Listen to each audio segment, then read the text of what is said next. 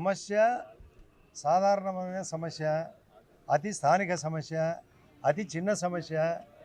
ఇద్దరి మధ్య వివాదము అంత రావాల్సిన అవసరమే లేదు. ఆర్టీపీపీ ప్లయాసు 2 రకాలు, డ్రై ప్లయాసు, వెట్ ప్లయాసు. డ్రై ప్లయాసు రోజుకు 4000 టన్నులు మెట్రిక్ టన్నులు బయటకు వస్తుంది.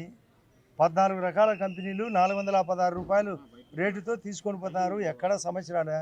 మరొకటి వెట్ ప్లయాసు, కాంపౌండ్ వాళ్ళు బయట, అది పాండులో ఒక గుంతలో పడుతుంది. అది ఫ్రీ, లోకల్ అవసరాలకు, రోడ్ల అవసరాలకు, కొందరు ఫ్యాక్టరీల అవసరాలకు. ఆ విధంగా జరిగేది. ల్యాండ్ లూజర్సు మేము స్థానికులము. దాని మీద పిఎం ఈజీపీ స్కీమ్ కానీ మేము ముద్రా లోన్ కింద కానీ తెచ్చుకునే ఫ్యాక్టరీలకు తోలుకుంటామని వాళ్ళు, లేదు లేదు నేను సరుకు దూరంగా ఎక్కడికో తీసుకుపోతానని జేసీ ప్రభాకర్ రెడ్డి గారు దానికి ఒక పెద్ద బహిరంగ లేఖ, శాంతాడంతా లేఖ సీఎం గారు పిలిస్తే రాలేదు. వస్తే ఆర్గ్యుమెంట్ జరుగుతుంది.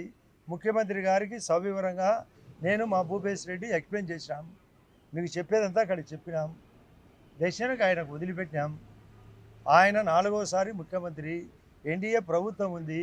నేను బీజేపీ ఎమ్మెల్యే క్యాండిడేట్గా గెలిచినామని, గతంలో 3 సార్లు గెలిచినని నాకు పూర్తి అవగాహన ఉంది. ఆయనకు లెటర్ రాసిన వాడు రావాలి కదా, పిలిస్తే స్వయంగా రాలేదు. ఆ విషయం చెప్పినాం. ఆయన ఫోన్లో మాట్లాడతాడా, మరొకటి మాట్లాడతాడా, జిల్లా అడ్మినిస్ట్రేషన్తో కూడా కనుక్కోవచ్చు. మీకు అందరి ఛానల్ వాళ్ళు ఎంక్వైరీ చేయొచ్చు ఏం జరిగేది, నిజానిజాలు ఏందని. అక్కడ మీ స్థానిక ఛానల్స్ ఉంటాయి. ప్లయాస్ అంటే ఏంది, డ్రైయాస్, వెట్ డ్రైయాస్ ఏంది, డ్రై ప్లయాస్ ఏంది అని తెలుసుకోవచ్చు. ఇది ఖరీదు కాంది, స్థానిక అవసరాలకే సరిపడంలే. ఉద్యోగ ఉపాధి అవకాశాలు వాళ్ళకు ఉంది. మా స్థానికులము మేము ల్యాండ్ లూజర్స్ అని హైకోర్టు కూడా పోయినారు.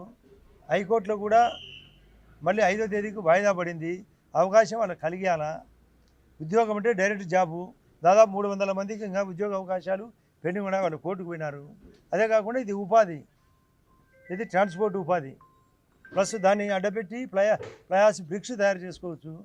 మాకే అవసరం ఉంటే అందులో అది వాటర్ ఉంటుంది. వాటర్తో అంత దూరం తీసుకుపోతే రోడ్లు కూడా పాడవుతున్నాయి. దాంట్లో భాగంగా మేము కొంత సప్లై చేసుకుంటామని వాళ్ళు అడుగుతారు. వాళ్ళకు సపోర్ట్గా నిలబడాల్సిన అవసరం స్థానిక ఎమ్మెల్యేగా నాకుంది, ప్రభుత్వానికి కూడా ఉంది. స్థానిక అవసరాలకు తర్వాతనే, స్థానికులకు తర్వాతనే మరొకరికి. కాబట్టి దీన్ని దృష్టిలో పెట్టుకొని అంతా సామరస్యంగా సీఎం గారికి సౌకర్యంగా 10 నిమిషాలు చర్చ జరిగింది, చెప్పినాం. ఆటోమేటిక్గా సీఎం గారు సీనియరు, ఏ స్మాల్ డెసిషన్ మాట్లాడతాడు. మేము చెప్పినాం, ఆయనతో కనుక్కుంటాడు. ఒకవేళ ఆయన రాలే కూడా కనుక్కొని చెప్పగలడు. పోలీస్ డిపార్ట్మెంట్ ఉంది, రెవెన్యూ డిపార్ట్మెంట్ ఉంది, ఇంటెలిజెన్స్ ఉంది. అందరితో కనుక్కొని ఫైనల్ సొల్యూషన్ చెప్పగలడు. కాబట్టి ఆయనకు వదిలిపెట్టాం. ఇరు వర్గాల వాదన జరగాలి కదా. హైకోర్టు కానీ, సుప్రీంకోర్టు కానీ, లోకాయుక్త కానీ ఇద్దరు వర్గాల వాదన జరిగితే మేము మా వివరం చెప్పినాం.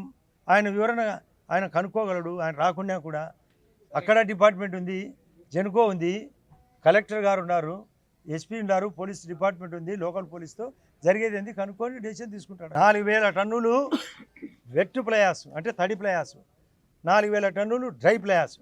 డ్రై ప్లయాసును 416 రూపాయలు మెట్రిక్ టన్నుతో రోజు వివిధ ఫ్యాక్టరీలు కొంటున్నారు. ఇది ఫ్రీగా పోయేది. ఇది స్థానిక అవసరం తర్వాతనే. ఈ వెట్ ప్లయాసు స్థానిక అవసరాలకు.